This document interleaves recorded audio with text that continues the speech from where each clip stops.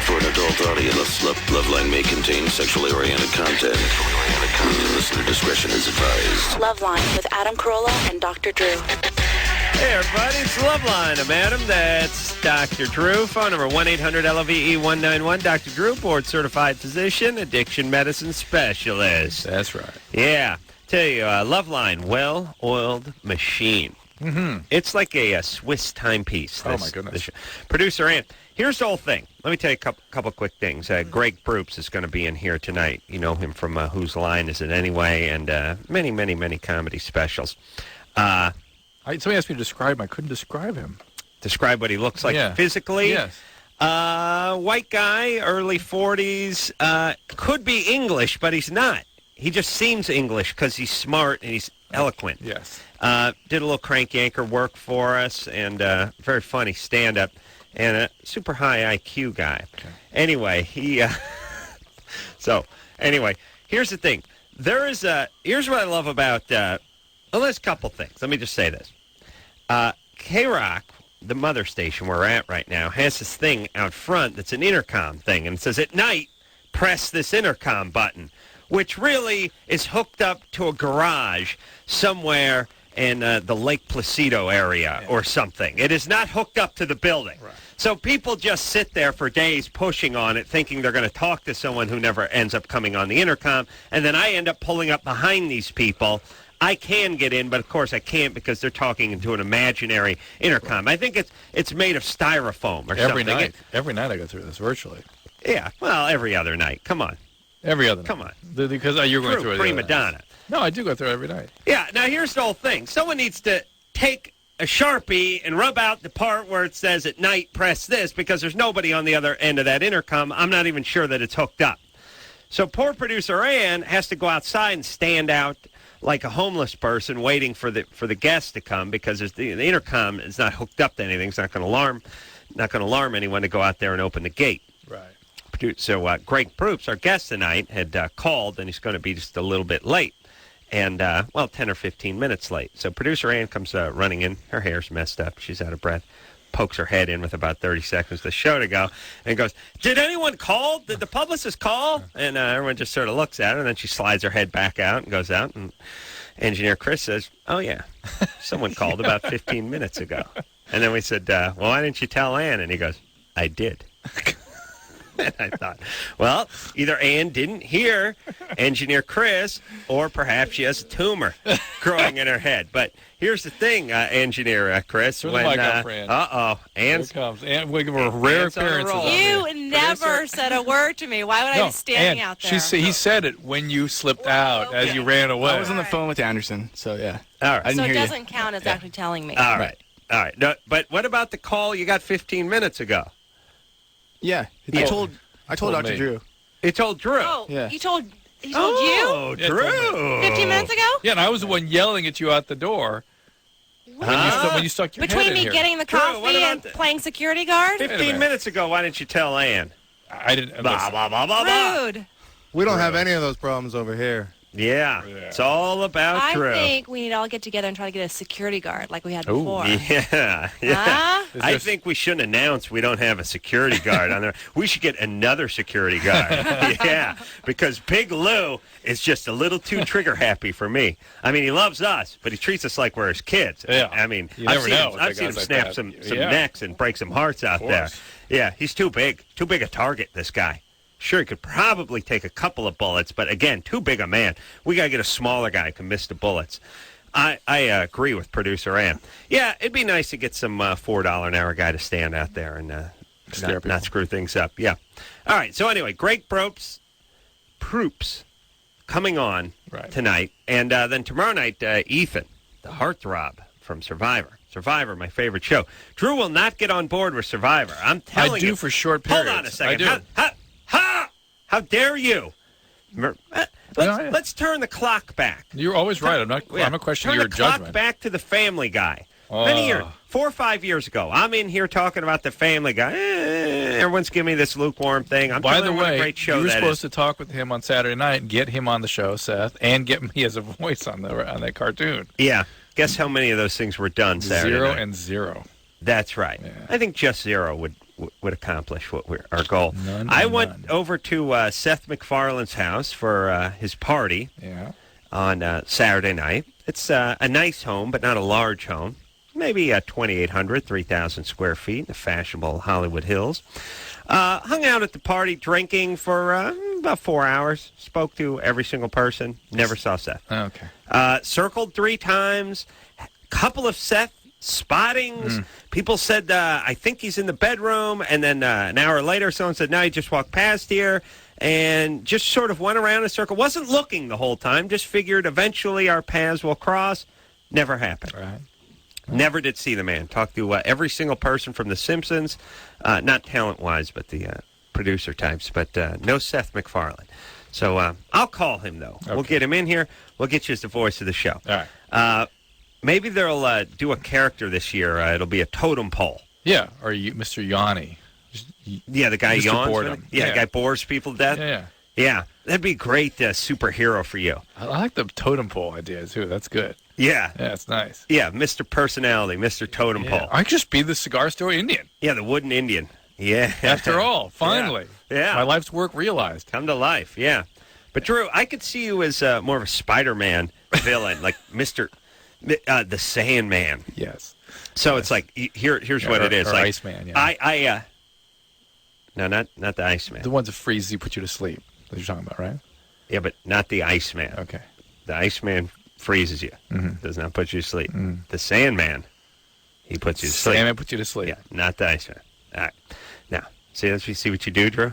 You slide in, do a little undermine, screw up the jaw. All right, Sandman. Here's how it's going to go. Spider-Man traps the Sandman, and then you just start talking about venereal disease or some very specific eye problem. And eventually it goes like this. Ha ha! I've cornered you, the Sandman. You're going in, Sandman. Do you have any last words? See, now Drew's Drew. Yes. All right, Drew. All right. See, Drew, you see what he does, Anderson? Did you hear that? I heard nothing. Thank you. All right, Drew. Come on, buddy. Stop being so passive-aggressive. Being afraid is not being passive-aggressive. Being fearful of not wanting to... What are you talking about? I just explained to you how the game goes. Don't say anything. Listen. All right. I should just rerun that whole goddamn thing on the air. Anderson, why don't you do that? Do it. That's a lot of work. All right. Yes, sir, Miss Carolla. Speaking of the Sandman. All right. You didn't know what I wanted out of you the second time? Idea. Why don't you just redo it? What is it? Just do it. Just happen again. That was good. You want to redo? Yeah, Drew, you got nothing to worry about. You can do it. Do nothing, you mean? Yeah, he's good at it. Remember I was saying the Sandman bores him with some talk about an eye problem or venereal disease. Okay. Got it. All right. Anderson, please just give me that piece of tape so I can bring it in to work. I mean, I can do that at the end of the night, yeah. At the end of the night. It's just that'll just be for me. Yeah, so people know what I'm up against here. All right? Yeah, you know what? I'll do the extra work. And you'll get it, yeah. Thank you, buddy. All right. Hey, before we take any calls. Iceman. We have to do... What? Well, what do you call it when people are put into a deep sleep, like when they freeze them? They put them in a deep sleep, and they froze them. You mean... That's what it's talked like. That's cryogenic freezing? Yeah, it's talked about a deep sleep and all this kind of stuff. First off, there's a Mr. Freeze already. I know, I understand that. It has nothing to do with sleep. I understand that. That's number one. He's already superhero villain, Mr. Freeze. Right. He's portrayed in the Batman movies and has nothing to do with somnambulism. Yeah. Is that someone can't go to sleep or someone who can't go to sleep? Somnambulism. Thank you. Has nothing to do with that. The Sandman, however, is that guy. Yes, he's the sleep guy. Sand guy's that guy, for sure. All right, so all I'm saying is why add on with a crappy add-on that's sort of confusing? Bad idea. Bad idea. No problem with that. All right. Anderson, you hear that? You see what I'm up against over here? Yeah. All right. I was in the other room working on something for you. It's a tough night tonight. It is really tough. All right, but then here's what you do, Drew. Yeah. Here's my claim against you. You do your bad add-ons which is really, look, I don't mind a bad idea. It's just that you're not listening and you feel like you got to stick something in at the end, and that thing that you stick in is because you're not really listening. If you're listening, you won't stick it in. See what I'm saying? Yes? I see what you're saying. All right. This is humiliating now. Greg Proops is here. Good to see you, buddy. Sit down. Put your headphones on. We're having an argument, Greg. I've been listening. I'm sorry. I'm sorry. I've been listening on the way over. Yeah. And I think Dr. Morpheus, right? There you go. Because he was the one who invoked sleep and dreams. As I was pulling in over here, I was just about falling asleep because of the whole explanation of the superhero thing. He didn't. Thank you. See, here's what. Put your cans on. That's what we call the headphones. Yeah, I'm down with the industry lingo. I went to the Columbia School of Broadcasting. Yeah, no, actually, I went to the Betty Ford School of. Greg, speaking of school, I think Greg is a highly intelligent guy. It may have no real application, but he's super smart. It translated to lots of women when he was growing up. I'm sure. Chicks dig beret. Poontang. Oh, yeah. Yeah, they like a guy who's hip smart. Oh, I don't want to reinforce those stereotypes. Golly. Where did you go to college? I never graduated college, so my advice for the kids out there is skip it because you don't need it. I went to College of San Mateo, and then I matriculated at San Francisco State for a couple of years. Wow. Oh, no, about 3 years, 4. I have like 4.5 years of school. Right. But I never... Yeah. Converted. You know what I mean? Yeah. It's like exercise. I got a gig, and I started booking and doing comedy and acting, and then you start getting stand-up work when you were in your early 20s. Yeah, still in college? exactly. And then I went. I hate the school part, but I like going to the clubs and telling jokes. And then I starved for I had jobs. I had what we would call Joe jobs, and right in the comedy world. Yeah, and then finally, after several million years, quit those and then just did comedy permanently. Well, so did you? You went to UCLA, did you know? No, I didn't go anywhere. Didn't you go to school down here? No, I went to high school down here. Oh, that's right. Yeah, and then I got into carpet cleaning. See, well, there again, I couldn't say no. Adam's a very intelligent person. You have your own.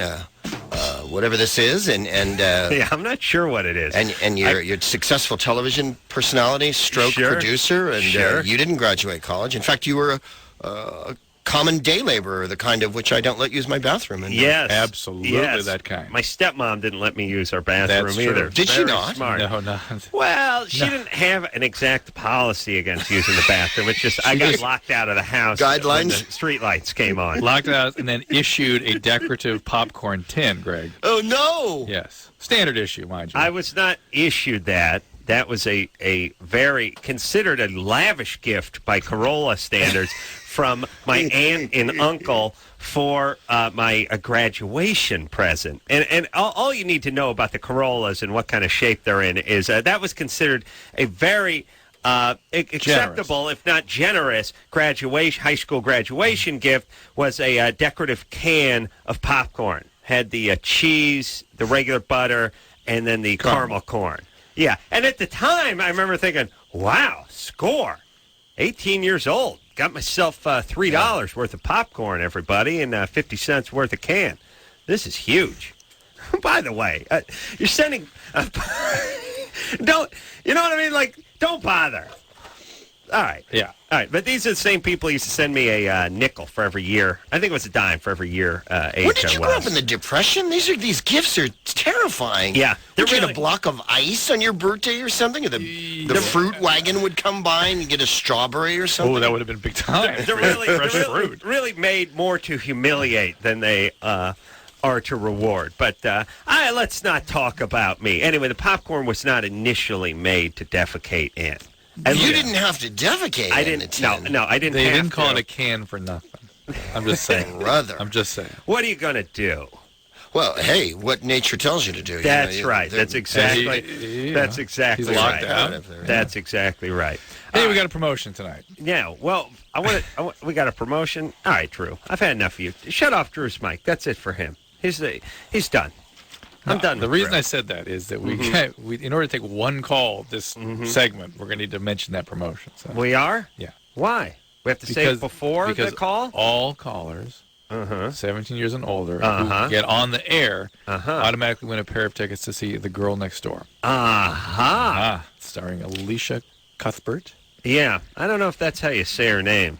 Is that how you say her name? I think it's spelled. I think you don't do the th. Whatever. I think it's like Cuthbert. Oh, really? I don't know. I don't know if the H is silent. I don't know. Is she the Canadian girl, or is that Erica, the one that was on 21 or whatever? I don't know. She's got a nice size clef in her chin and some blonde hair, and she's hot. Oh, she's got loads of cookie. There's no question. Yeah. And the plot of the movie is she was a porn star, but she's moved next door, and now you get to date her, and so, hey, what could happen? Yeah. I saw the movie. Oh, did you? Yes. Excellent. Okay. So if you're living in L.A., yes. email us maintenant right now. Girl Next Door tickets at earthlink.net. Girl Next Door. Can we speak French? At Earth, si vous voudriez. Ah. And get your passes for the ArcLight in Hollywood. The Girl Next Door opens on April 9th. Mm-hmm. Do you have to live in L.A., or could you just fly out here if you want? Ant's got something going on. What'd you do? I don't know. You don't have to live out here, do you? Well, if you want to make your way out to L.A., yeah. Fly out. All right. If it comes San from Diego, parts San unknown. Francisco. And are we going to be at this thing? No. No, we're not. Well, I probably shouldn't have said anything. By the way, those tickets are worth a lot, because if you've been to the ArcLight, you know tickets are like 14 clams there. This is no $6.50 matinee theater. This is expensive. Let me tell you what. Do they have popcorn tins there? That's my theater. Yeah. Oh man, I could fill one. Like I could during like Barry Lyndon. I think I'd had to take a long movie like Barry Lyndon. I'd probably fill one of those. If we did Mexican and then saw Barry Lyndon, and I maybe had like a Mountain Dew or something to really get things going. I think I could top one off. Let's go to this thing. Well, you want to go? Neither I already saw pass the movie, you idiot. That's right. I'll swing by. Well, how did you see it already? It hasn't come out yet. They gave me the show me premiere. Oh, okay. Were you there at the red carpet premiere with Alicia Oh no, Cuthbert? I shouldn't call it that. It was a private screening. A private screening. Oh, okay. Yeah. So like you were there with the critics, the unhappy white guys. No, I was just alone. Oh. Yeah. You saw it by yourself? Yeah. What, would you go down to like the studio's office or something? Oh, okay. Yeah. I've done that. Good times. Yeah, Good times, yeah. Good times. It was a very provocative movie. I reached for myself on more than one occasion. Oh, yes. All right, and this... Did you achieve? This theater. That's funny. That's what I was like during The Passion. I just couldn't leave it alone. Yeah, couldn't. You know what I mean? Little Caesar had to render under him what was his. Did you see that movie? No, I don't like NASCAR, so I wasn't into that version. My whole thing with The Passion is I got this policy about subtitles and no nudity. Yeah, and that to me is what you call lose. First off, no nudity. That's almost a deal breaker. And then subtitles, the only thing that's good about subtitles is a little nudity at the end of the reading rainbow. Right. You know what I mean? Like, okay, I have to read. Follow the bouncing ball. But eventually I'm going to get to some boobs. Mm-hmm. This, no thanks. Maybe a little sack up on the X there. But the Girl Next Door. Girl Next Door. Now that's got some TNA. Yeah. Mm-hmm. See, I don't want to see Jesus get his lunch handed to him for 3 hours. I like the other Jesus, the philosopher Jesus. Yeah. I don't want Jesus to be Rodney King. Yeah. You know, I don't want him to be reduced to can't we all get along, and the centurions are just kicking on him. Yeah, I don't. I'm not into that either. It's like the brutal violence. And by the way, I'd rather see a guy get taking a chainsaw to him by the undead than some depiction of an actual event. You know what I mean? Yeah. It becomes too cruel for me. Maya? Yes. You're 20? I'm 22. You're 22. What's up? I'm in a relationship. Well, actually, I'll be 23, but I'm in a relationship with someone who is 10 years my senior, and we've been dating, living together for about a year, but we've been dating for 3. And the first year and a half, we had great sex, but now, you know, the latter time, I'm feeling kind of jaded. I've been having these feelings of I want to experiment. I want to have. You need to end this relationship, basically. Yeah. You're done with this guy. Well, you want to experiment with a chick? Yes, but I want him to be a part of it. No, listen. You want this relationship to end. You just don't know how to do it, and this is a good way to put a nail in the coffin. Oh, no, you didn't. Oh yes, you did, Ed. You will explode with all sorts of feelings if you get involved in this kind of a situation. And then that will then be the end of the relationship. You want him to be a part of it so you don't feel like a dyke, right? No, it's not that. It's just that we used to have. I mean, we're in the exhibitionism, and we do it in public. It's more like the thrill of it, you know. Not so much that I want to get involved. Did I see you outside of Cuban Versailles a couple of weeks ago? No. Those were two dogs. But, I mean, we'll have... Because I hosed them down. We'll have sex, like, in the car, off the side of the road on the highway. Or, you know, just, like, fun stuff. And now he's not, you know... fun, you know, he's not doing... Yeah. I mean, we do lovemaking, and that's... Yeah, look, he never wanted to do that crap in the first place. That's just one of those things where you go along with stuff and you pretend you like everything when you're in the honeymoon phase, so you don't piss the other person off, but eventually settle in your own rhythm. And 30-year-old guys who have condominiums don't want to go out or and a do it career on a or little league something. field. Absolutely. Yeah. No, I mean, you got to... Look, here's the thing. As a guy, you work hard to have a place to hump. That's what it's all about. That's why we get jobs. That's why Drew went to college. You want a humping roof over your humping head. That's all it is. And so the idea of banging away in your friend's parents' pool house is just not that attractive once you have your own hump spot. Yeah, your hump den. Your hump dugout. Well, I was just wondering if we could bring a partner. I mean, he said no, but I think I'm just saying, Maya, this will be the end of your relationship. It's Mark over my anyway. words. Don't, it sounds like don't it's get over pregnant, all right? I just wondered, don't men usually want to have threesomes? I mean, they do, except when they may do. be into you. Right, except when they're really... That's why you got to get this third person involved. That's right. Here's the equation. Here's the math, the arithmetic here. He actually really cares about you. Thereby bringing another person in, he as an instinct will threaten the relationship, and he's not really interested in anybody else. He's interested in you. Right. You, because he's so into you, feel bored, constrained, unhappy, uncomfortable because you can't tolerate intimacy. You need the chaos. So you got to bring some chaos in to sabotage this thing, and man, you will. You bring that other person in, and this thing will erupt. Where's your dad? Did he split early? No. Well, my mother and my father kind of like co-raised me. It's weird. They were divorced, but I always had him in my life, and he's always been in my life. Do you feel like you have a little trouble with intimacy? No, I love being intimate. It's just no. That doesn't matter. She doesn't even know what that means. All right, just don't get pregnant. Do whatever you want. She's 20. Right. You know. Maybe he's 30 and he's ready to sort of focus in on a relationship. Are we confusing intimacy with exhibitionist sex here? Yes, we absolutely are. Well, intimacy to me means you actually love someone. You actually connect with somebody. Yeah. Her thing is, I love being physical intimacy. It's great. No. That's not what we're saying. It's the actual connected relationship that you can't tolerate. The closeness. Proximity of another person. Not physical proximity, but emotional proximity. I don't know how many women at age, we always talk about guys and what kind of, how they want to date around and play the field in their early 20s. I don't know how many women at age 20 are really ready to settle in. Of course. But most of them are still going through that bad boy thing. Yeah. At 20, yeah. That's right. That's why Greg got all the tail. Because, they were turned on by his use of vocabulary. They saw that. Don't make me defend myself, fellas, because it's going to get pathetic over here in a minute. I promise you that. Crazy Thunderbird character rims on his glasses. And I had more scooch than you had hot meals, Carolla. There's no doubt about that. Well, you had neither, actually. So. What do you mean? Top ramen is not a hot meal? I beg your pardon. Knowing that he ate from a grandma's tin... sort of limits the...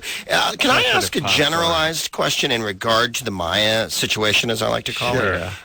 This whole idea of introducing a third partner, and I think we've all entertained the notion, if not acted on it. I beg your... Oh, yes. Isn't it good? It's a good idea on paper. Yes, right. But then anyone who's ever been to the toit knows that there's always someone either sitting on the side...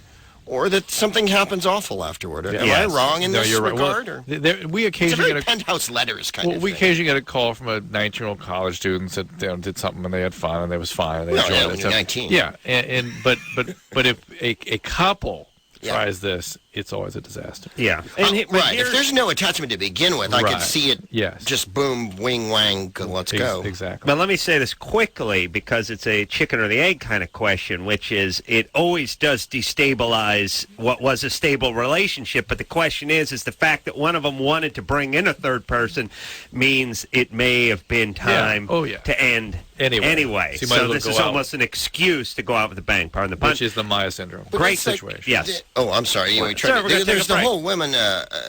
Usually it's the guy, isn't it? That go, or am I just old-fashioned? Hey, wouldn't it be great if there was two women Guy here? does the threesome because he's got a boner. Girl does it because she's ready to get out. Or she's ready for chaos. Or she's lesbian. All things we can masturbate to. That's We'll be right back. Greg Proops here tonight. We'll give him a quick plug or 50 when we come back after this.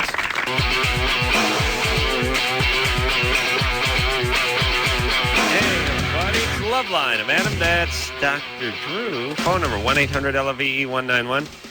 Ethan Zahn's coming in here tomorrow night from Survivor. Greg Proops in here tonight. Greg, you know from all the seasons on Whose Line Is It Anyway? And you can find him out here at Largo in Los Angeles, April 5th, doing the Greg Proops chat show. And also on Kilborn tomorrow night. With your boy Ethan. Oh, he's on Ethan's Kilborn one of the other. tomorrow It's night. me, Roseanne, and Ethan. Not in that order. Wow. Drew, socks to Mike, a full 30 minutes into the show. That's a pretty good run. Speaking of Drew, I got that thing, guys. Oh, you do? No. Yeah, I'm sorry, Drew, but I did the work. Yeah, you said at the end of the show, dude. Okay. But let me before you go to this, let me just do something. I got to clarify something about that promotion we mentioned in the last hour, because I didn't really understand this. Is that for all callers 17 years and older, we were to send out tickets for them to go see the movie near them. Oh. Then, for anyone who wants to go see it in the Los Angeles area, you log on to Girl Next Door Tickets, one word, Girl Next Door Tickets at earthlink.net, and they download onto your computer a pass that you print out and bring to the ArcLight. It doesn't say what night. Probably will say it at that website. Not a date? It'll say on that. Opens says it opens April 9th, but doesn't say when the pass is at the ArcLight. Well, you get one gets a feeling about when one should attend an ArcLight premiere, an ArcLight premiere. Yes. And anyway, you can as many people as you want. Just show up and you go. All right. Well, good times. Yeah. Now, what do you have, Anderson?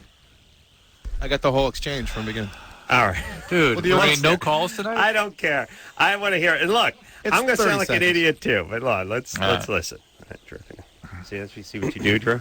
You slide in, do a little undermine, screw up the jaw. All right, Sandman. Here's how it's going to go. Spider-Man traps the Sandman, and then you just start talking about venereal disease or some very specific eye problem. And eventually it goes like this. Ha ha! I've cornered you, the Sandman. You're going in, Sandman. Do you have any last words? At the B level of this industry, or D level of this industry. C I downgraded. C minus. C plus. Yeah. All right, Anderson, do you have that? Oh, Jesus. Well, okay. It's so confusing with you guys. Okay, everyone heard it except for you guys just now. Oh, you mean we were talking over it? Well, no, I cut you guys off because, yeah. Oh, so no one Should even we heard start that over? because we were saying really funny stuff while that was playing. Yeah. But we weren't hearing it, though. Yeah. I'm sure it was funny. Great Greg. tech you got here. Again, it's that Swiss watch function of the system here. That's Look, we do 5 shows a night. Don't you think you should feed the armadillo Slide in. in the wheel? He looks a little peaked. All right, Anderson, what did you gather from hearing that? He's still listening. Sorry, it's confusing and upsetting because you guys are like a mile away. But here we go. You ready to hear it? No. Yeah, we're ready. No. Yeah. What's up? Yes. How about Greg? You want to hear it? Yeah, let's hear it. See what you do, Drew? You slide in. We're not hearing it. Do a little undermine. Screw up the jaw. All right, Sandman. Here's how it's going to go. Spider-Man traps the Sandman, and then you just start talking about venereal disease or some very specific eye problem. And eventually it goes like this. Ha ha! I've cornered you, the Sandman. You're going in, Sandman. Do you have any last words? See, now Drew's true. Yes. All right. You see what happens, Drew? What you don't understand, what's missing is the female saying up to it. You scared the hell out of me. I stopped listening. I have no idea what you were doing at that point. I just thought I got to shut up and not stopped listening completely at that point. Stopped listening. Listen poorly before that, but when you scare somebody and tell them to shut up, they stop listening. And I have no idea. I just said I'm not going to say anything. I got to shut up.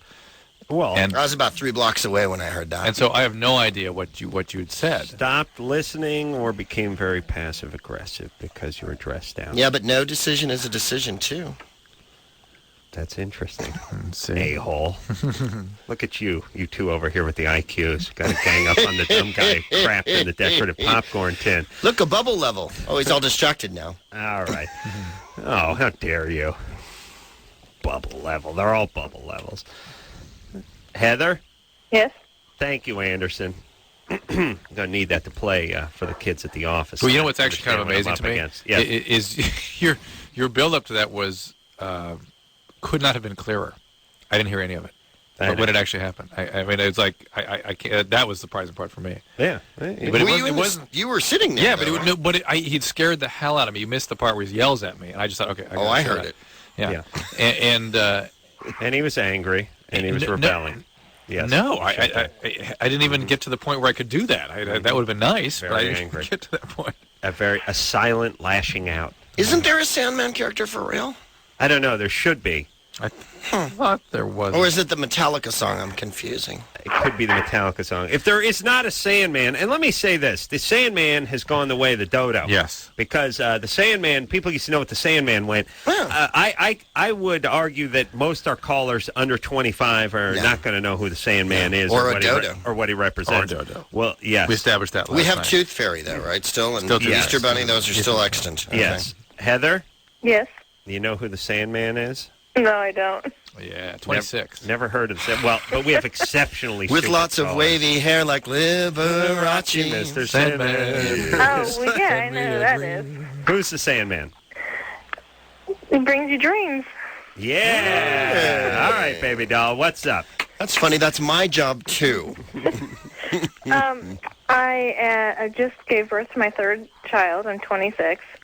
My kids are 3.5, 2, and 3 months, and I'm going crazy. No kidding. Do you have teeth? And I wanted to know what I can do without taking, like, drugs. Well, what's the issue?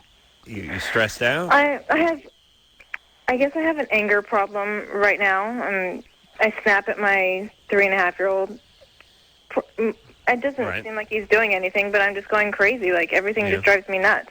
All right. Well, that irritability is a hallmark sign of depression, so maybe this is some sort of postpartum depression. If it is, it's a biological event. You can't wish yourself out of it or behave yourself out of it. Now, if on the other hand you're just sort of blowing a fuse because you're so stressed from trying to deal with 3 kids, you got to find ways to structure your life in such a way that you get adequate help and you get adequate time to take care of yourself. Because being like that around your kids is exceedingly destructive. Oh, yeah, I know. I can tell his whole temperament and his attitude has just changed about everything. He's just like me. If you then now want to help yourself, and indeed you have an evaluation to see if there's a biological component, there's ways to treat this. You understand these are the women that drown their kids in the bathtub and that kind of stuff when it gets bad enough. So I suggest you take care of this, Heather, and treat it very seriously. Well, those folks are usually pretty religious too. You're a religious gal, Heather? No. Okay, good. You'll be fine. You'll just mentally torture your child. Can I ask a question? Yeah. How come you've had 3 in rapid succession like this? Was this a plan or? No, I don't know why. Not doing anything to prevent it. Okay. Well, look, you know what? You're one of these dumb people who's aware you're dumb, so how dumb can you be? Well, marginally dumb, I think, is the answer to that. Dumb with insight. But you know what? You're climbing out of the dumb mire. Yeah. And on to dumb dry land. But you get it checked. Call whoever delivered the babies. Please call them and talk to them about this. I'm just afraid that all they're going to do is just prescribe me drugs, and that may be what you need, and it may save your kids from serious harm. That's right. So even though I'm breastfeeding this child, is it okay to? It may not be. It may not be. It's a good question. It's a very important question. Are you married? Yeah. And how you doing with your husband? I'm probably driving him crazy too. All right. Is he working and everything? Yeah, he works. Okay. He works a lot. You don't sound All that right. depressed, by the way. You might want to really just focus on getting adequate help and time Yeah. for yourself. Yeah. All right, I mean, baby. you sound overwhelmed. But, Start listening to some classical music, would you? Okay. Makes you smarter. Yeah. And your kids, too. And listen, speaking of that, by the way, and at the risk of sounding mildly racist, who decided that the white people in their late 30s and early 40s had to listen to just super boom box, beatbox, gangster rap? It's like, here's all I'm saying. I did this Comedy Central special last week, and I was in New York, and we went to the after party, and it was, basically, the room was 96% white, with the exception of D.L. Hughley, who I count as three-quarters white anyway. But it was just a bunch of comedians and Comedy Central executives, and it was a long show. It was like 4 hours, and everyone put in, 12-hour day, and now it's time to unwind and hoist a glass of wine.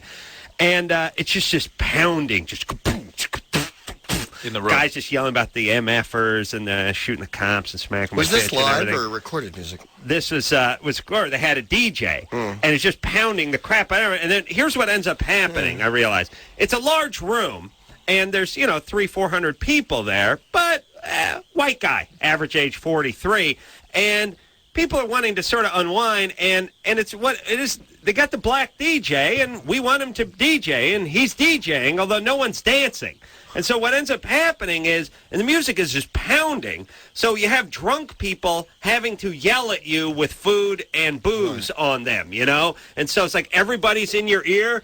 Oh, it was a good show last night. And everyone's, and then they're drunk, so they're sort of spitting on your neck and stuff. And then you're sitting at the table. I finally sit down. I've been working for 4 hours. I eat, and the chick across the table says something, but it just looks like her mouth is moving. I can't hear, and I have to, lean forward, and she's, spitting food at me. And I thought to myself, hey, we're a bunch of adults. Can we just put on something?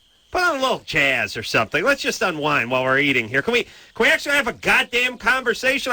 I don't know if this happens at clubs and stuff sometimes. It's not a rave. I understand. If you're doing a rave and everyone's Xing and tripping and having a good time, knock yourself out. But you got a bunch of white people in their 40s who just want to have a little discussion over some finger food and a couple of cocktails. Why do you have to get the crap beat out of us with the thong song? Do you know what I'm saying? Totally agree. And couldn't somebody, just one white guy with some huevos, just stand up and go I'm mad as hell and I'm not going to take it anymore? Put on some Steely Dan right I now. want some goddamn Steely Dan. This guy really is old and uncool. Yeah, I'm no not kidding. telling you. Yeah, that's what it is. Okay, you're racist, you're old, you're uncool. No, I just want to have a goddamn conversation without being spat on by the drunken chick. And by the way, you're smelling everyone's breath, and they have to get right up in your ear, and it's like everyone's and it's like everything's a blur. It's boom, boom, boom. You're just being beat over the head with it. Whose executive decision was this? Everybody who throws an after party says we need a DJ. Yeah. The DJ needs to be an urban guy, and he needs to play the dance music, so we have to hear the thong song. It needs to be a happening place. It's got to be happening. What's wrong with some Enya and a canapé? You know what I'm saying? My point is glass of wine, it has a to be cigar. happening, even if we don't want it to happen. But you got It's got to us be in happening. style. They're taking pictures. And Right, it's got to feel like a scene, and then Right. what everyone's got to do is if you want to talk, you got to go outside now. Right. And now, hey, buddy, where are you going with that drink? No, put it down. Now, there's this other thing too. They can't bring your drink outside. Where was because, this in New York? This is at Gotham Club or something big club over there. I just hate at a socializing. certain point, I realized that everyone in the room was white and over 40, and everyone was screaming, and Jeff Ross was like, spitting pimento loaf and a Cape Cod in my ear while I got hepatitis, and I just thought, what are we doing? We're adults. Can we just have a talk? How about some goddamn classical music? Make all you idiots a little bit smarter. Really, let's put something. Put a little nice jazz on. Enlighten the room a little bit.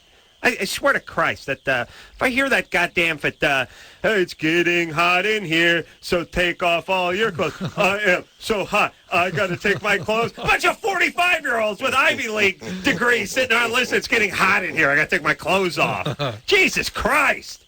Come on, white people, stand up for yourselves. You like jazz? You like a little Steely Dan? Admit it. It's not wrong. It's okay. You're a little bit older. You're a little bit smarter. It's all right. A little bit less cool. A little bit less cool. Yeah. Yeah, when did being stupid become cool in this country? Oh, honey, don't even. All right, don't get Greg Don't started. start, Do man. not get Greg. Greg Proops here. It's not stupid. It's like a passion. Yeah. Yeah, I know. We used to go through it with Tara, our stupid phone screener, the 3 years we were here. Like, you'd go like, hey, you'd make some reference, and she'd go like, I know that. And you'd go like, well, haven't you heard of Alice from the Brady Bunch? Please. And it's like, you walk away feeling like, geez, I should have shut my mouth. And you realize, wait a minute, I knew the answer. She didn't. Yeah. Why am I the asshole? Yeah. There's something makes you stupid about somehow knowing information makes you uncool. Oh, he's Squaresville. Yeah. What's he doing? Old. Watching the news? Oh, man. All right. Hey, I'm taking 2 calls tonight. It's awesome. It's getting hot in here. So take off all your clothes. I am getting so hot. I'm going to take my clothes off. Yeah, we love that crap. Oh, it's that song, Blow Anus. All right, I'm done. Oh, I don't know if I can do this anymore. Oh, yeah, come on, Drew. When we come back. All right, when we come back, Drew busts a rhyme. Greg Proops here tonight. We'll take a break. We'll be right back.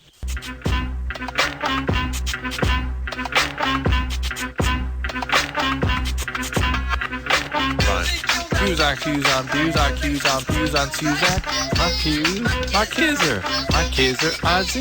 It's all kizzer. Yeah. It's always like my kizzer. It's always like my zoom, my Z, my zoom, Z. Yeah, well, I stand corrected, everybody. Dr. Drew in the hizzy. Oh, God. Man, Greg Proops here tonight. this is funky most. Thank you very much. He's going to be at Largo, which is no longer Club Largo, just Largo. You can call it what you like. All right, I'm going to call it Largo in Los Angeles on April 5th. Where all these I'm having my own chat show there. yeah, it's called the Greg Proops Chat Show. Yeah, I spent ages on that, agonizing. the title. Oh, yeah. Obviously, yeah. So he's going to be there on the 5th, and you want to go see that. It's also going to be in San Francisco at Cobb's Comedy Club. Thank you for that. That's April 15th through the 18th. And going to be on Kilborn tomorrow night. So you can catch him there. And Ethan from Survivor's going to be on Kilborn tomorrow night. And then he's coming out here. That's what we hear. All right. Which one's he? He would be the very attractive Jewish soccer player. Okay. So he's not Susan Hawk. No. Because I always... She's blonde. Oh, right. That's right. Okay. That's right. He's the Ergo my confusion. curly-haired, swarthy looking Third year? one. He won the third one? Yeah, I think he won Africa, which was a very dusty, dirty one. Made me want to shower afterward. Okay. Amy, Yes. you're 19. Yes, I am. What's up? Well, my husband and I have been married since May of 2002. Before that, we were high school sweethearts. He became a sex addict when he was around the age of 15. I guess the question I'm having is, since we've been married and when we were dating in high school, he has cheated on me a couple times. After the anger has set in and after, bitching him out for a few weeks, after that, I am almost finding myself taking a pride in having other women want to be with my husband, and I don't know why. Sort of weird, primitive, biological. Yeah, and I think everybody has a monicum of that. Not that much, but a little bit. Tiny bit. I think about the opposite, which is no one would F your partner with a pole with a dildo duct tape to the end of it. That's worse. That's actually worse if you break it down. Can you do that? Of course. Yeah, actually, okay. the worst is really acting out the second one, which is I actually did it to her with the pool with the dildo on the end of it. Is there a length specific? It telescopes. 10 it telescopes. Oh, okay. 10 to 12. Amy, what do you define as sex addict? Where are you coming up with that diagnosis?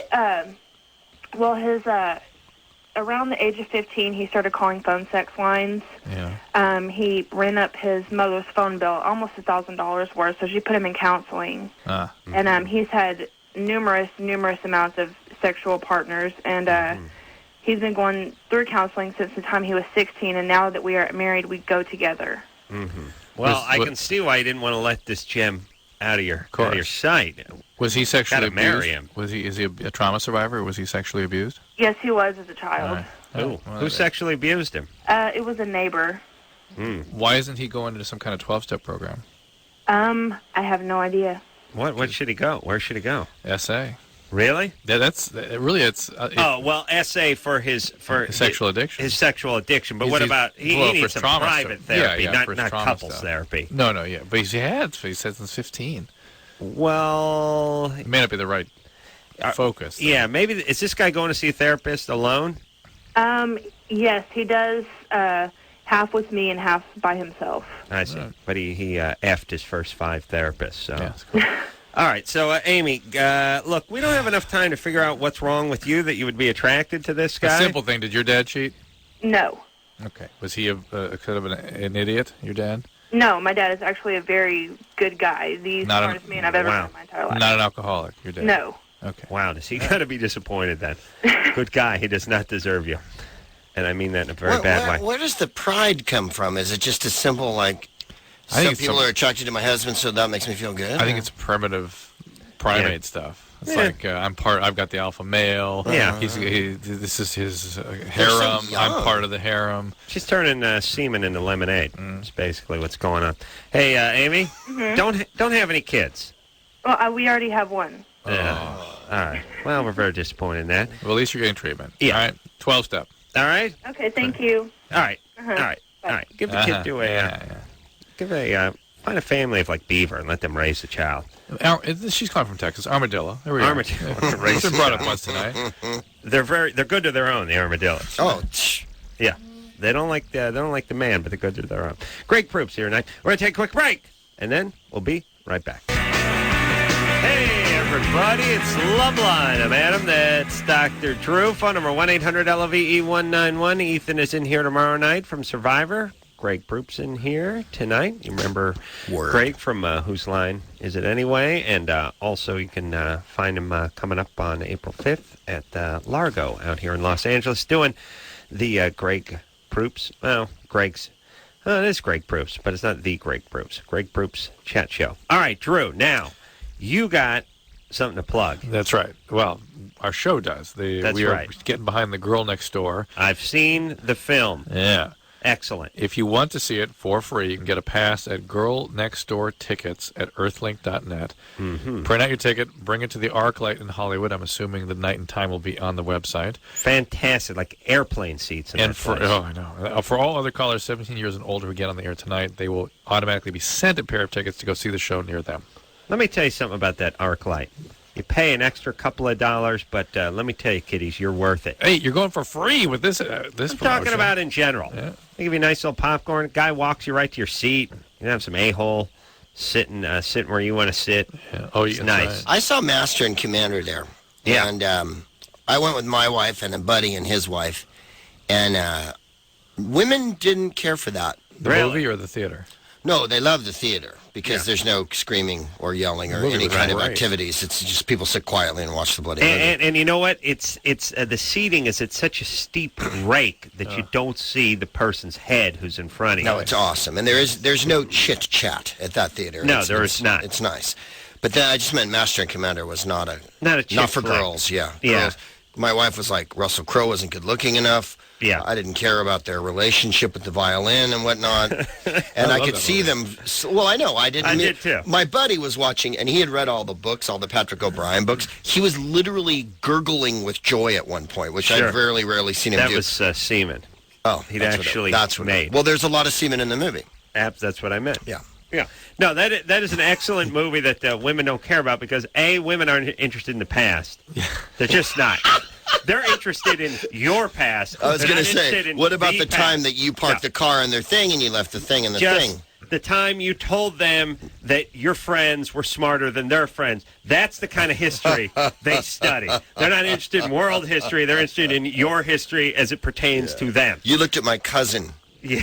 When we were at my other cousin's wedding. Yes, okay? and I'm never forgetting that. I could tell what you were thinking. Right. That was 17 years ago, and I'm still hacked off. That's right. They're pissed that either you want to F their friends or you don't like their friends. That's about it. And after all, Isn't that the only two modes you really have with your old lady's friends? Is it really? There's the ones you want to F and the ones you never want to see again, and then there's the one who sort of straddles the fence. Like, I like to F her with my eyes closed. I'd like to put one of those terrorist transport pillowcases on my head and have sex with her. There'll be no talking. I'd like to camp X-ray her. Right, but they do not want to know about the history. They don't like war. They don't like war. No. They don't like. It was so boring to I swear to God, my wife. I really wish I'd brought like another movie with me because I could see her and my buddy's wife just sinking into the chair and and it's the arc light, so it's comfortable. You can fall asleep. Here's a great idea. You know, in the minivans and the headrests, they got the kids' movies playing on there. Yeah. You got the Like Mike is playing, so the folks can drive to Yosemite and not have to deal with the kids I love screaming. That it's right? Like Mike. It makes sense. Yeah, sure. We put the chick film in the headrest. Right. It's the male theater. Yeah. While we're watching Master and Commander.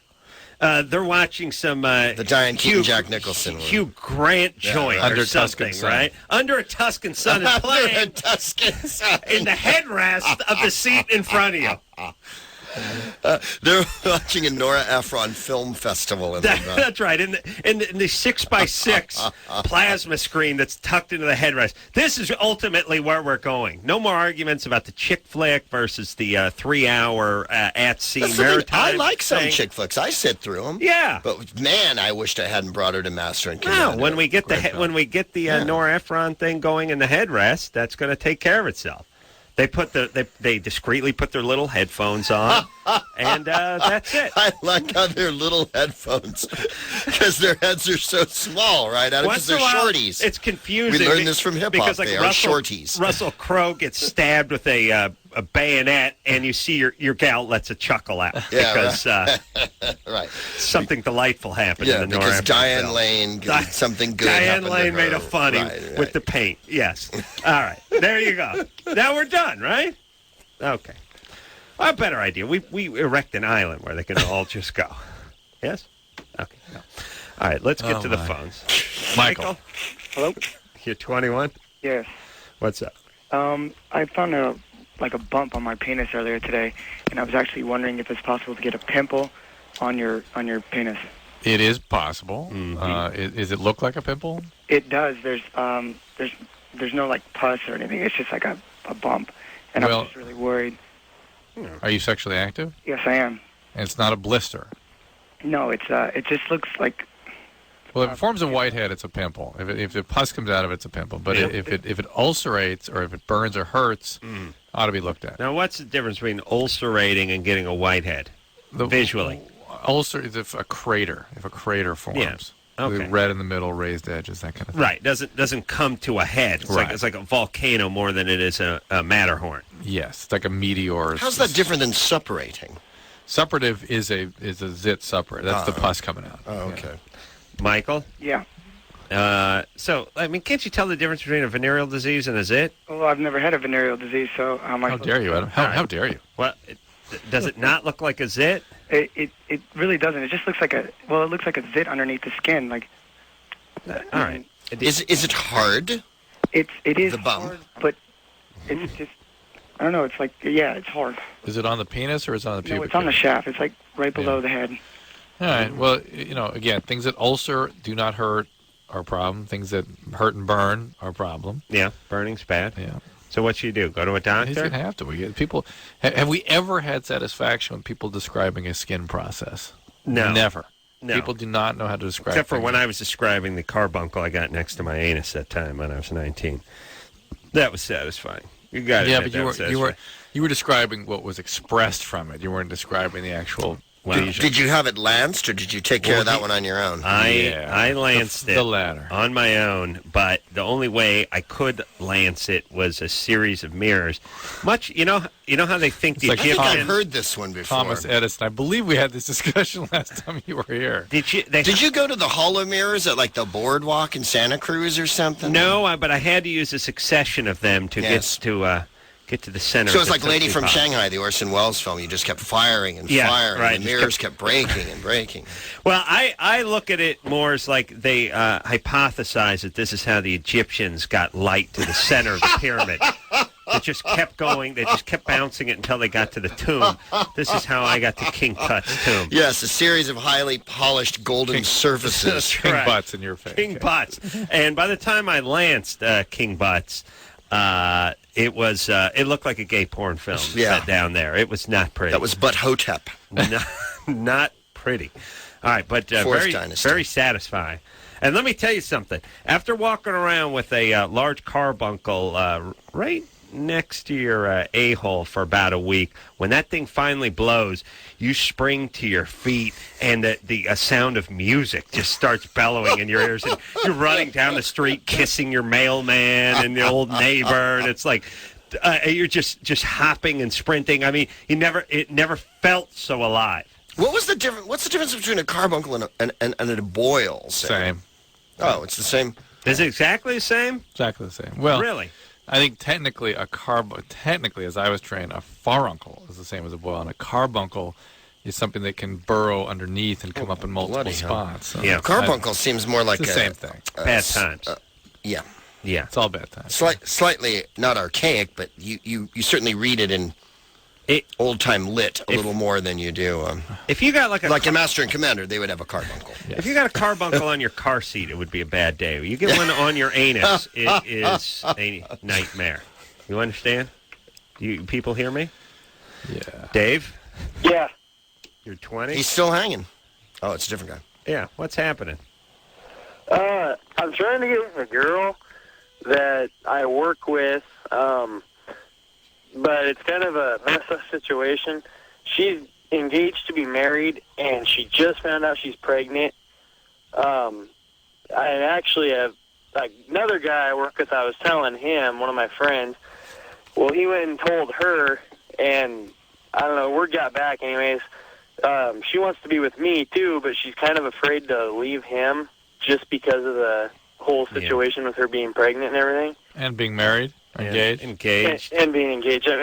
Dave, what is the matter with you? What's that? What are you thinking, or is it just that there's nothing going on? You're not thinking. About what? Yeah, there we go. That said it all right there. Well, I'll tell you what says it all. Engaged to be married.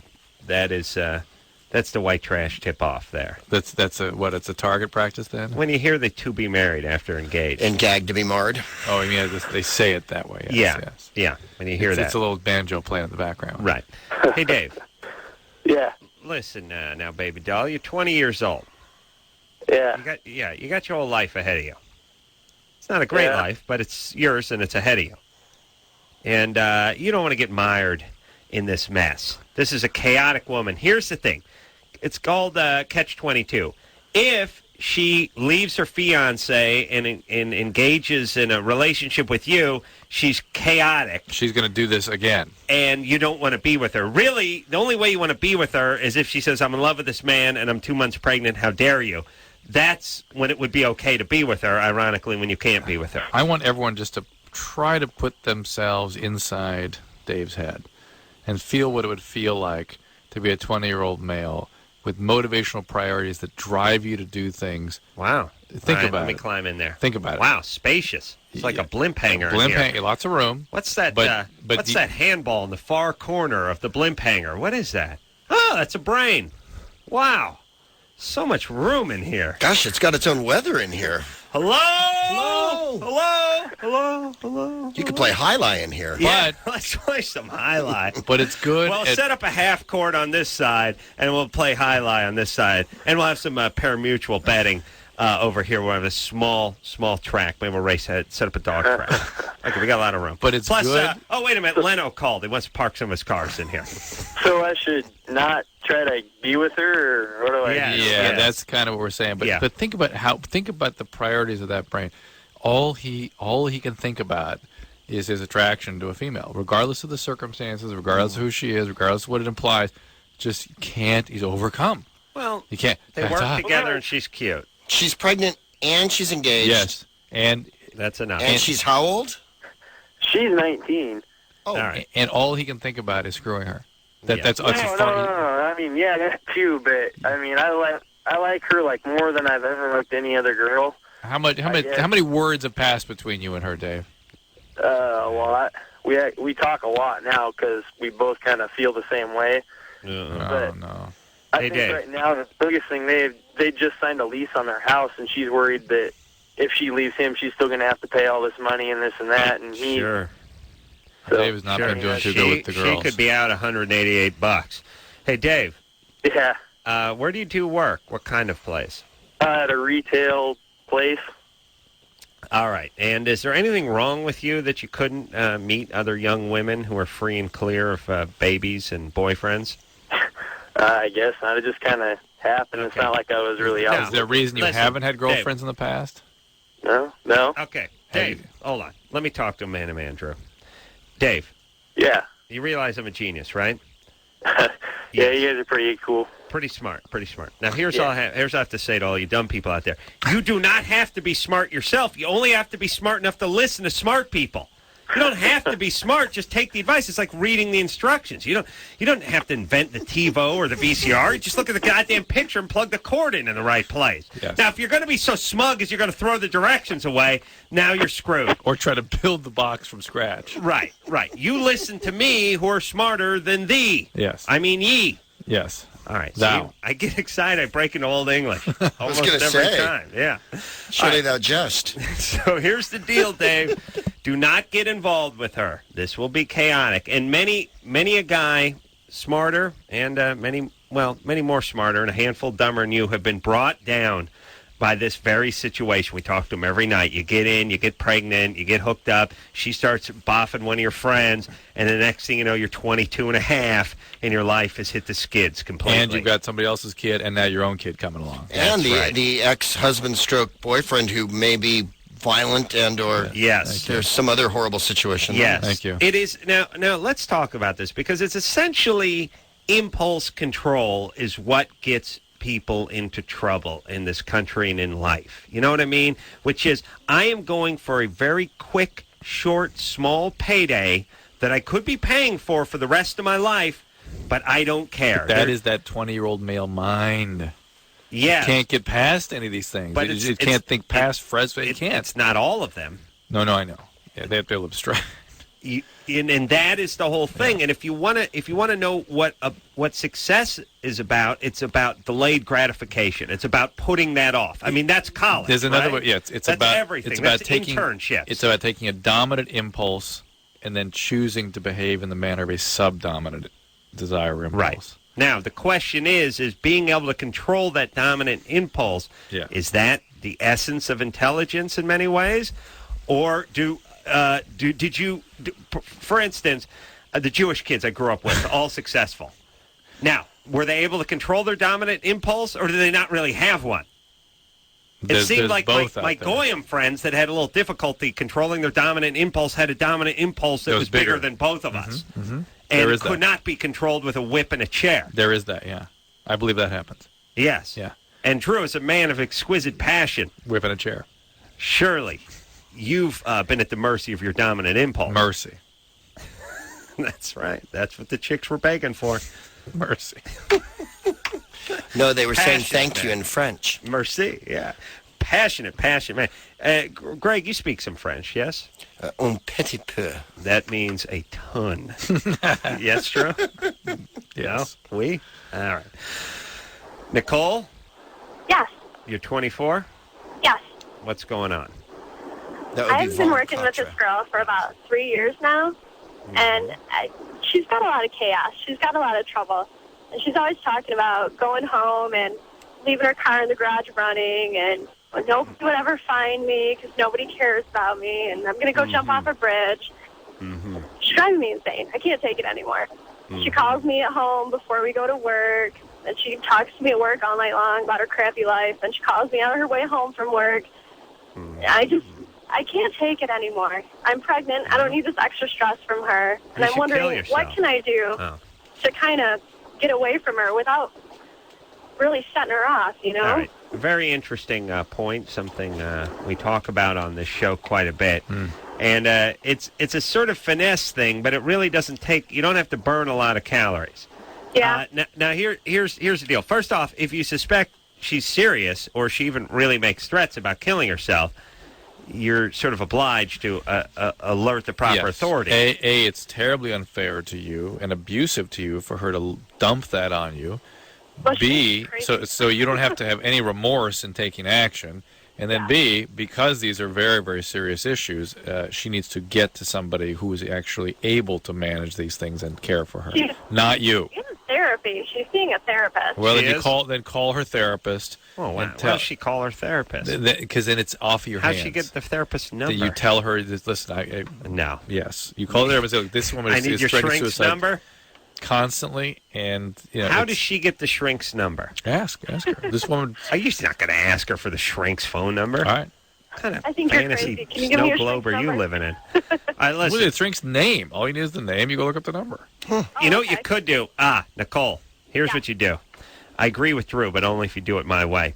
You tell. Do you have a series of mirrors in your possession, yes, Nicole? And a sharp number 2 pin that your stepmother would let you use. Now, here's what you need to do.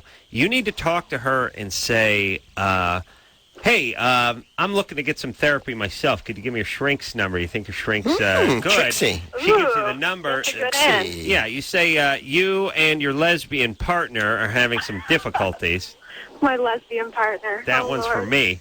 And you want to get a little therapy. How about your shrink's number? Then call the shrink and tell them about the suicide. Now, Nicole, why do you have such poor boundaries that you felt you have to rescue this person, and then once you're sucked into her chaos, you can't set you can't set appropriate boundaries. You can't keep a sort of a healthy distance from this person.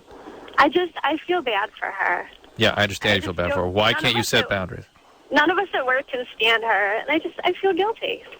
I feel guilty she's had this crappy life, and I hate to be one more person who kind of, says, leave me alone. Well, here's the problem, and something these people need to know. When people don't want to hang out with you, it's not some sort of cosmic spin of the social wheel. It's that you are putting something forward that is unattractive. And while you don't deserve to be beat up for it, you shouldn't have it reinforced by having people returning your phone calls either. Right. You should be changing. So get the shrink's number under my plan. I call it Plan Falcon. Yes, Drew? I give it a code name. Of course. Yeah. My God, you're a criminal deviant. I know. I adore your genius. Thank you. You could take over this city with a crew of guys if we had striped T-shirts and bowler hats. Lived in the hideout in the flatlands and or like whatever. blackjacks and those saps. sort of mini clubs. Yeah. Sort of a club with a weird sort of leather handle on it that was good for hitting people. Filled with lead. Made of lead. lead. Yeah. Knocking people out. Brace people with them and whack them in the knuckles. Yeah, do that, and then look. And I'm sure we all go through it. Actually, Drew doesn't because he's a passionate go man. read. Let me ask you. You're an intelligent person. Read my book, Nicole. That's what I wrote the book about. The book Drew's Cracked was about needing to be a rescuer and how unhealthy that is for not just you but also the person you're trying to help. What's your book called? Cracked. Yeah. Because I find myself in that situation. Being a rescuer. Yeah. Well, the thing is, you go through a lifetime pattern of indulging people who are at once abusive and, of course, needy. Mm-hmm. And then you find yourself feeling guilty and then angry with yourself because you... Then you feel resentful for them for violating your boundaries. Precisely. And abusing you and stuff. Yeah. Yeah, and then they'll get angry with you for letting them down the slightest bit, and then you're angry with them for not being more grateful for you're laying yourself out on their behalf. Exactly. Yeah. And so it's well, how does one break that then? Read my book. You're all about it. It's not an easy thing to do, and some people could say you have to have therapy because it's about having real relationships with more appropriate kinds of boundaries. So you learn and practice thousands. It's not different everybody ways. though. It's singular. You know what I mean? Codependency. It's what codependency is. Hey, but Drew. Yeah. And Greg, don't you think? Adam, right? And yes, friends call me Ace. Okay. And maybe it's because of the therapy is the only way you can achieve this. But ultimately, and maybe this is a little Pollyanna-ish, but ultimately, you have to have your own sort of yardstick that you measure yourself by. Are you being fair? Are you being unfair? In terms of, do you owe this person? Do they owe you? And then make your calls or don't make your calls accordingly. I mean, there are plenty of times when people get angry at you, and it's really you should be angry at them, or it certainly should. It's at least a push. Now, just because they're angry at you doesn't mean you have to apologize. If you check your yardstick and your yardstick is fair and well calibrated, you might then not call them back and apologize just because they demanded one. But you have to then go to bed that night and be okay with it because you trust your yardstick. Well, it's not just the yardstick, though, but you have... What happens in a situation like this is that their pain triggers something in you. You feel responsible for rescuing them from their pain. Yeah. And leaving them in pain because of some remnant experience of your own leaves you with an intolerable feeling state that you can't let go of. It's almost like a tooth you want to wiggle. Right. You got to go do something. You got to make it okay. All right. That's getting pretty cathartic. I know, but it's one matter for a workmate. Like, this woman doesn't sound like she's really intimate with this person. Right. It's just someone who bitches at her all the time, and she feels bad for her because no one likes her, and she's the run to the litter. It's another thing when it's a mate or a friend or And you're in, And like I said, you just calibrate your scale every other week, and then you're right about that, though. People will come at you with anger when you're the one who should be angry. Well, Greg Proops is here. We'll take a quick break. I'm going to have a good cry and a hug with Drew in the girls' bathroom. Yes, I said the girls. I find it makes ladies' room. It makes it easier for Drew to let go in there. And I'll be in the master and commander's room. We'll be let go. Right back. Euphemism. We'll be right back after this.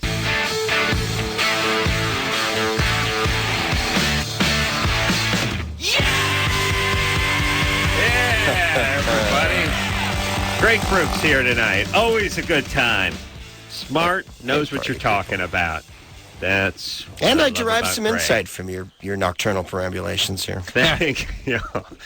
I do. Know what happened. I was thinking about a situation in my own life. You were? I was. Yeah. Well, listen, there's nothing, no rule that says you can't learn a little something listening to some talk radio. Yes, Drew? Yes, sir. All right. Ethan Zahn. All right, let's go back on autopilot. Yeah, squash. Ethan Zahn's going to be in here tomorrow night from Survivor, one of my favorite shows. Greg is going to be at Largo on Club Largo, as we used to call it back in the day, April 5th. Am I boring you, Drew?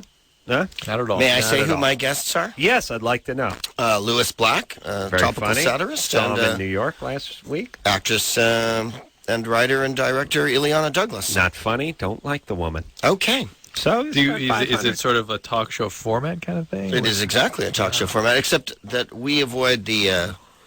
golly, you were making a movie. That must have been really difficult to learn Kung Fu and go to Fiji for 8 weeks. Right. I refuse to play that at all. I don't care at all what you had to do to get ready for your role. Where is Largo? Good. Largo's on, thank you for asking, 432 North Fairfax, right across the street from Cantor's Delicatessen. Oh, yeah. Yes. Directly across from there. And they have a lot. And John Bryan is my orchestra, who is an esteemed musical Mad Hatter and scorer. That's the really awkward way of putting it. Mm-hmm. Writes composer. Right. Can we say composer? What's the Jim Carrey picture, the new one? It has a very Baroque name. Two sentences. Eternal Sunshine. There we are, whatever that one is. Yeah. He wrote the score for that. Wow. And he wrote the score for Magnolia, and he wrote the score. Wow. He's like a genius.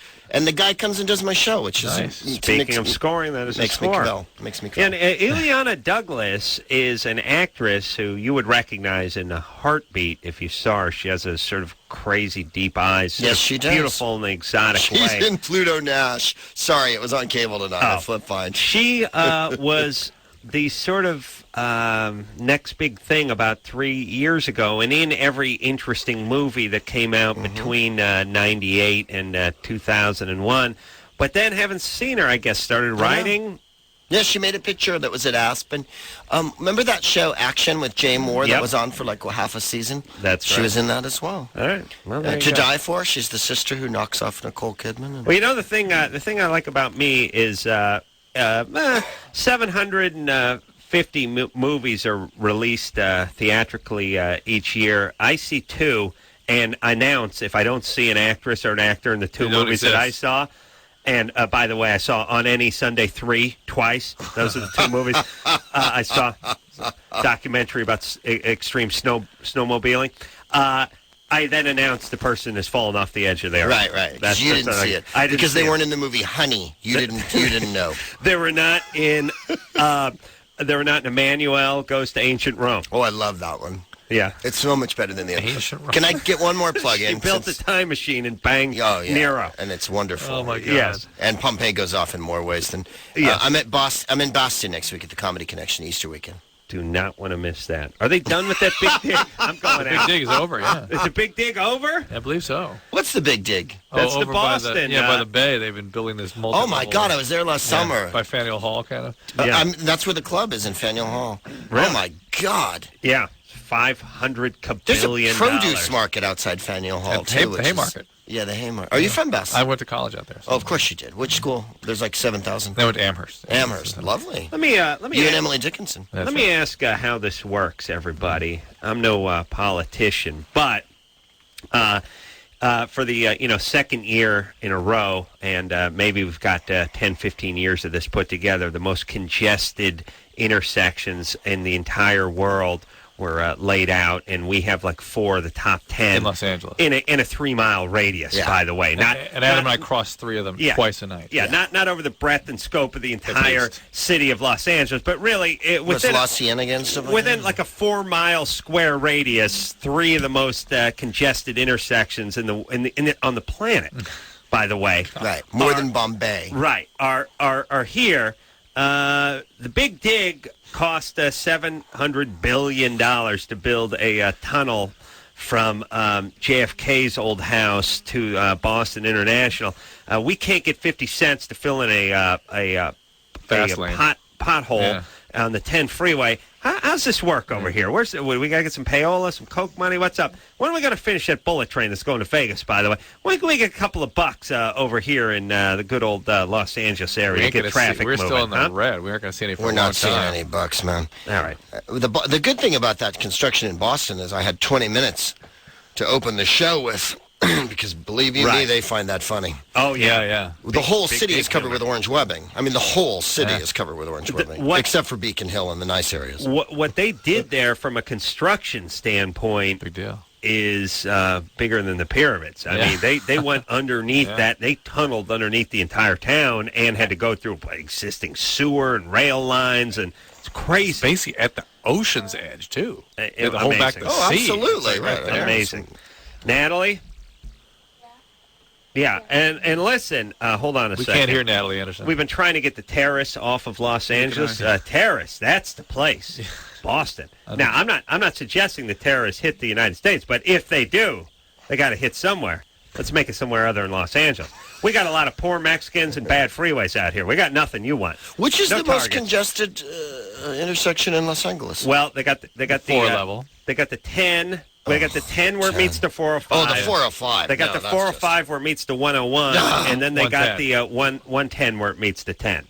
Right, the 110, 10. Yeah. 110, 101. The point is we are a city 10, that has 3 of the most in the world. Can we get a little help over here? Yeah. 405 101 said was the worst. Yeah, 405 101. No one ever wants to take the 405. No. The 405 is like world famous for being the most horrible. Well, it's called the 405 because it takes 4 hours and 5 minutes to get over the goddamn hill. Yeah.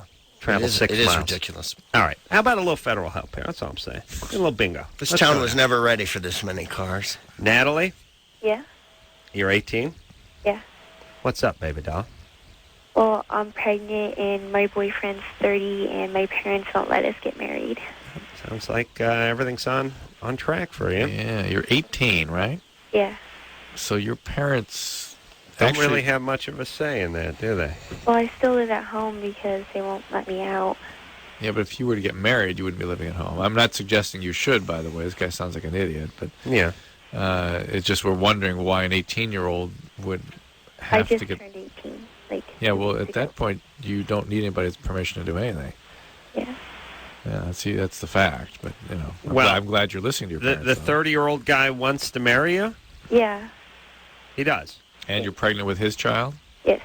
Do your parents know that? What? Do your parents know that you're pregnant? Yes. What does the guy do for work? He's in construction. Oh, that's bad. What field of the construction? What Crane. trade? Crane operator. Framing or crane? Framing. Framing. Uh-oh. That's he went from albino to translucent trash. It's just the word framing. All right, that's bad times. He's a horrible guy. He's a racist.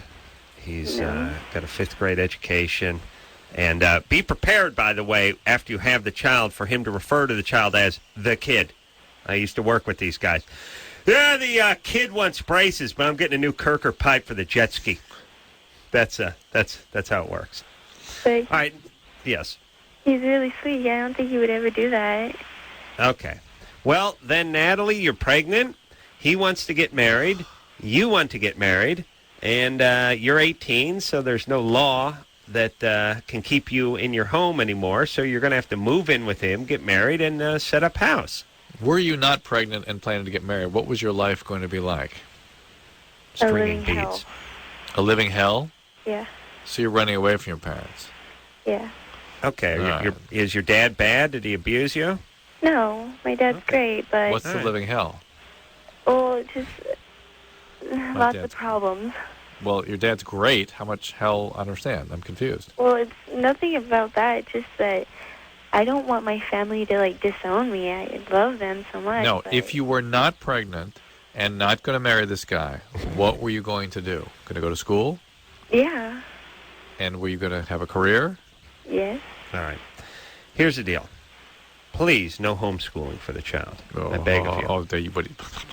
I beg of you. Yeah, Natalie's got that planned right now, I can tell. All right. Go marry the guy and move out. You're pregnant. I don't know what to say. So if he's 30, you're 18. That's not unthinkable. Okay. She wants to get married. Her phone line is somehow cut out. Mm-hmm. Let me say this. I was looking at a Penthouse magazine today. Great. Yeah, have you seen a Penthouse magazine in a while, Greg? I've certainly noticed it as I've driven by the newsstand. They've really upped the ante, complete with urination and full penetration and everything. Yeah. They haven't backed off on that? No, they have not. Because I noticed a couple of years ago it was getting wet in there. Yeah, it is. So we got to take off all your clothes. And I was like, yeah. So I was noticing the full penetration and oral sex pictorial, and I thought I could handle that. Like, I thought I wouldn't be down with the porn film because I would feel that'd be too much pressure. Actually physically what age you talking having about? Sex. I'm talking about now. Oh, right now. Yeah, but a pictorial where I had sex. Yeah, but how with you in it? You in it? Yeah. How is it different to be in still photographs versus a motion picture? It's unclear. It's unclear whether they have sex Very and arbitrary. someone just takes pictures. Because a lot of them seem posed. You know what I mean? Well, honey, they're being photographed, so they're aware of that. I know they're aware of it, but what I mean is are they having intercourse when the man's penis is inside of her? Well, technically, yes. Yes, technically. But, I mean, are they just taking... pose that way? Yes. You can't just pose that way. I think I might. I think I could. Drew, please, help me out. Could you? Yes, you have the ninja. Undo the drawstring and don't ask, and let your mind... Free up your mind for a second. Loosen the drawstring. Loosen your mind, and just help me show Greg something. Yeah. Oh, you're just going to pose? All I'm saying is there's poses where the guy's standing there with an erection. The girl is giving him oral sex, but she's not really giving it to him. She's sort of posing with his penis, and I just thought to myself, I think I could do that. That could be my thing. I'm very proud of you. That's the nice. actual porn movie, I'm not so sure. It's too much pressure. Feels a little intimate. But this could be good. Adam, I don't want to burst your pretty balloon, as it were, but you even if you were just doing the still photographs and just posing and you weren't actually doing the deed, there will still be a crew of people and lights everywhere and makeup artists. So it's pretty much the same atmosphere. But his thing is he won't be having sex. He'll just be posing. It doesn't involve so much movement. But then it's got to get a little weird because they do have a money shot. You know what I mean? Yeah, they do that's have what I mean about they do have a money. They do have a money shot. So there's got to be a point where the guy's, putting more film in the camera. The guy's sort of standing there helping himself. All right, enough. Yeah, you don't think about that? No.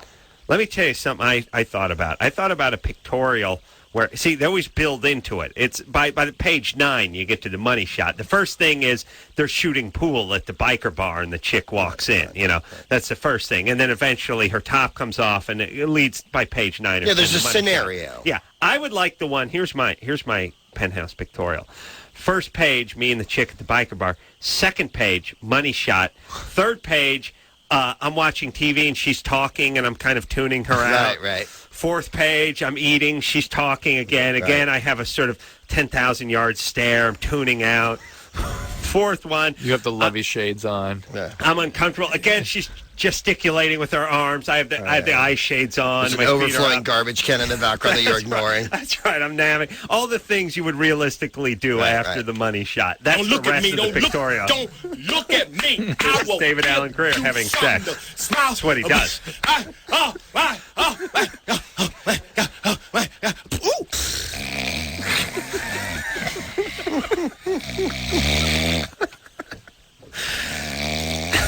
That's what it's like when David Allen Greer makes love to a woman. God. Yeah. Greg Proops here tonight. We're going to take a quick break. Thank you. And we'll be right back.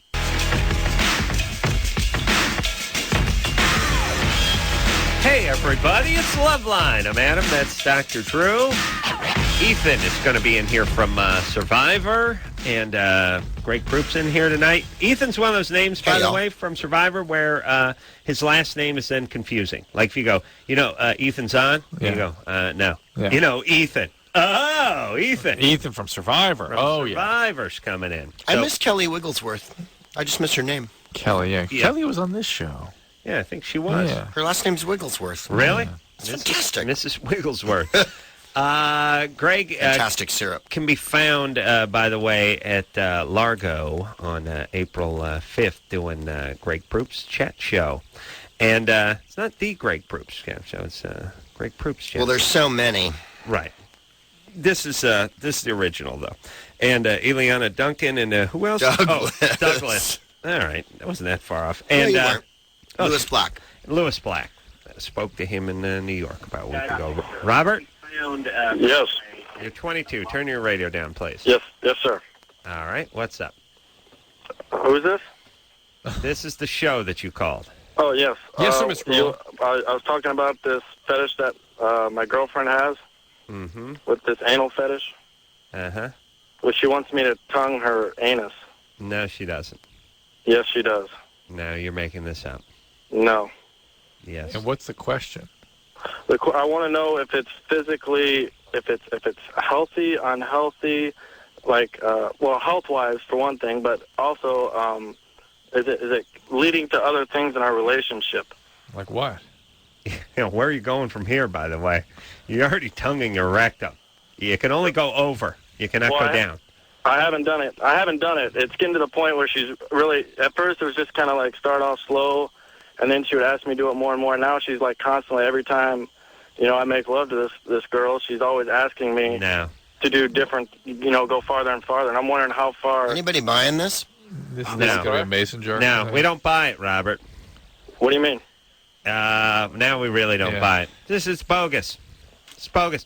There are women out there who wouldn't mind a little rim action. They don't ask for it. Well, also, there's no question. And there's no I'm question. trying to figure out what the question is. Is it dirty? Please, you're full of crap. In fact, I think you'll find that women ask for it by name. That's right. Like cats ask for. That's right. Friskies or whatever. He hung up. All right, he hung up. Meow Mix. That's what they ask for by name. Did he hang up? Yeah, I heard it click off. All right. I understand the meow mix part. I understand the meow asking by name, but the mix.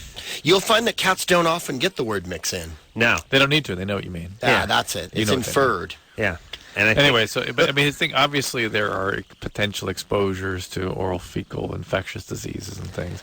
Yeah. And so I'm just going to kind of answer the question. It's not something that typically leads to anything because, as Adam says, where are you going from there? Yeah. And people don't the sink, one wishes, yes. Yeah, get preoccupied with this and ask for repeated visits. So and I think I rarely bust out the bottle brush in the bedroom, but this is the time. I mean, you take a nice sitz bath with your old lady before you get down to business in the rim job world. My grandmother, by the way, and I've had Thank goodness that sentence included both those words. My grandmother and I have had... Did she jump right onto the grandmother thing? Many an uncomfortable conversation. You'll see why. Many an uncomfortable conversation in our day. I think my grandmother actually enjoyed... She had sport with that, yeah. Enjoyed having uncomfortable conversations with me. Once asked at the dinner table if I knew what a rim job was. No, she did not. Yes, Is this did the one so. who gave you the popcorn container for your high school No, that graduation? was the stepmom. That was. Oh, I'm sorry. This is at the time 84-year-old grandmother. That was my aunt. Pat Where and had she Uncle read Vince. about rim jobs? Had she been to the mall or something? And There's a Reader's Digest article. Could have been a my Red most book. memorable rim job. No, it Laughter came and up. rim job. It came up in a meeting. She used to work at the Veterans Administration and used to counsel a group of veterans. And one of them brought up rim job, and Granny had never heard of it. Very popular during World War I, by the way. Yes. The Vietnam vets, as I recall. And probably. Wake up in a cold sweat. And she wanted to know, it's like one of those things where everyone had heard of it, but you haven't heard of it, so you then have to ask, have you heard of this to the rest of the group? Right. So she asked me. Now, here's an interesting predicament you're in. Normally, when someone says, have you heard of this, X, Y, or Z, and you have, you're very quick to jump on it. My first impulse when she said, has anyone heard of a rim job? I've never heard of one. First impulse was to have the hand come flying up. Second impulse was, wait a minute. Maybe I don't want her to know I know Was it. this at dinner? This is at dinner. With the folks? There were, yes, my mom was there. Okay. And the second was, do I really want to engage in a discussion of rim jobs over some brisket with the 84-year-old? So I gave... I'm glad you guys ate brisket together. But my ego got the best of me, and I had to say that I did it, but I did it in a very non-committal way. Like, I think I've never, I've not been on the winning or losing, but I must say that I must have heard of it, probably from some troubled kids at school. Yes, the kind one would not run with. The boys on the corner who pitch pennies. That's right, who wear those striped turtleneck sweaters with the cabbie hats. Yeah, that, they have a toothpick hanging out of their Greg mouth. had spoke of earlier. Yeah, right. That's right, with the blackjacks. All right, let's take a little break. Yeah, That's embarrassing. They mumble. We'll take a little break. Greg Proops here. We'll be right back. Well, that's the show, everybody. Greg Proops, always a joy. Thanks, fellas. Always a pleasure, Greg. You can find Greg April 5th, Club Largo. He's doing a show. Ileana Douglas and Black is going to be there. Lewis Black. We just call him Black sometimes. By the way, the Kimmel show's on TV. He can't book guests that good. I was going to say, I actually have better booking than better some of the top. booking. For there's 98 people out there. I have a better booking than the show I'm on tomorrow. I know, it's great. All right. And I'm on that show. Ethan is coming on tomorrow night from Survivor. And until next time, this is Adam Carolla for Dr. Drew saying mahalo. And, I had more scooch than you had hot meals, Carolla. This has been Loveline. The opinions expressed on this show are not necessarily those of the staff, management, sponsors, or this station. The producer for Loveline is Ann Ingold. Loveline is a presentation of Westwood One Entertainment.